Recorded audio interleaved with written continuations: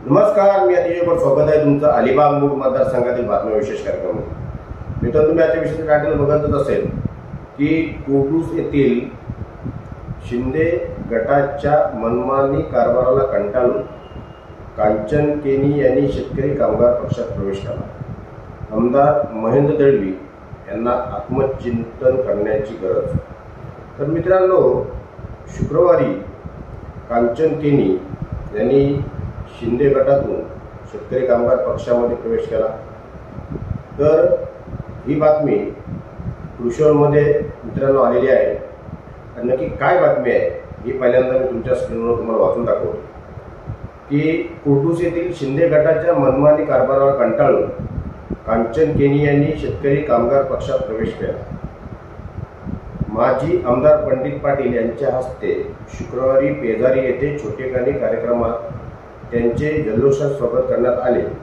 यावेळी जिल्हा परिषद सदस्य माजी अध्यक्ष अस्वाद पाटील, माजी अर्थ व बांधकाम सभापती चित्रा पाटील, अलिबाग पंचायत समितीचे माजी सभापती प्रमोद ठाकूर, कुडूसचे माजी सरपंच संदीप पाटील, रामचंद्र कर्वे, सुनील पिंगले, विश्वनाथ पिंगले, अरविंद पाटील, रवींद्र पिंगले आदी पदाधिकारी व शकाप कार्यकर्ते उपस्थित होते.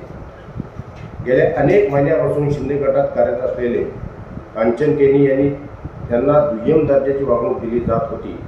अखेर शिंदे गटाला केनी यांनी रामराम करत शेतकरी कामगार पक्षाच्या कार्यप्रणालीवर खुश होत माजी आमदार पंडित पाटील यांच्या नेतृत्वाखाली शेकापमध्ये प्रवेश केला. केनी यांच्या प्रवेशामुळे कोडूसमध्ये शिंदे गटात भगदाड पडले असून असंख्य शिंदे गटाचे कार्यकर्ते शेतकरी कामगार पक्षात येण्याची चर्चा सध्या जोरात आहे. त्यामुळे शिंदे गटाला कोडूसमध्ये दणका बसण्याची शक्यता आहे. तर मित्रांनो, अशा पद्धतीची कृषीवरची बातमी आहे. आणि बातमी पाहिल्याच्या नंतर अलिबाग मूळ मतदारसंघातील बातम्या विशेष कार्यक्रमामध्ये बातम्या बनवत असताना ज्या छोट्या छोट्या बातम्या असतात त्या प्रत्येक अलिबाग मूळ मतदारसंघातील नागरिकांच्या कानावर जायला पाहिजे. कशा पद्धतीने कुठं काय काय राजकीय घडामोडी करतात त्याच्यासाठी आपण अलिबाग मूळ मतदारसंघातील बातम्या हा विशेष कार्यक्रमाचा मी भाग बनवलेला आहे. तर मित्रांनो, तुम्हाला चांगल्या पद्धतीने माहिती आहे की शिंदे गट सध्या महाराष्ट्राच्या राजकारणामध्ये त्यांचा मुख्यमंत्री असलेला एक पक्ष आहे.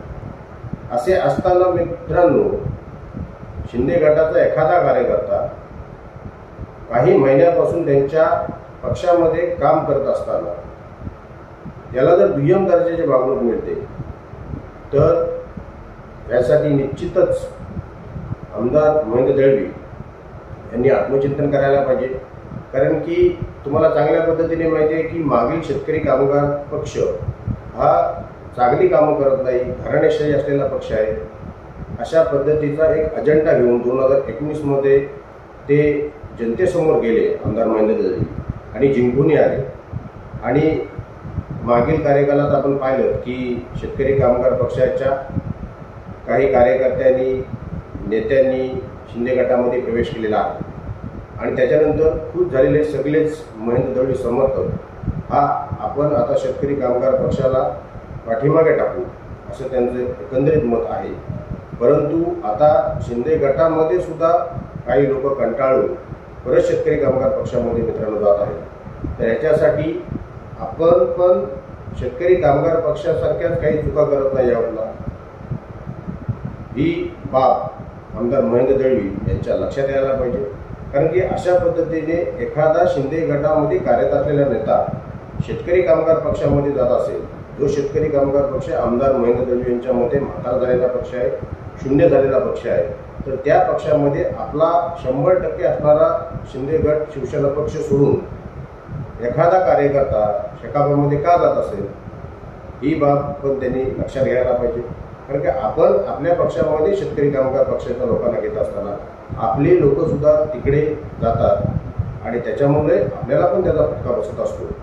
मित्रांनो, तुम्हाला चांगल्या पद्धतीने माहिती आहे की कुठलाही पक्ष हा कधीही संपत नसतो. त्याची काम करण्याची पद्धत ही जनतेला आवडत नसल्या कारणाने तो त्याला डावलत असतो आणि दुसरा पक्ष सत्तेवर येत असतो.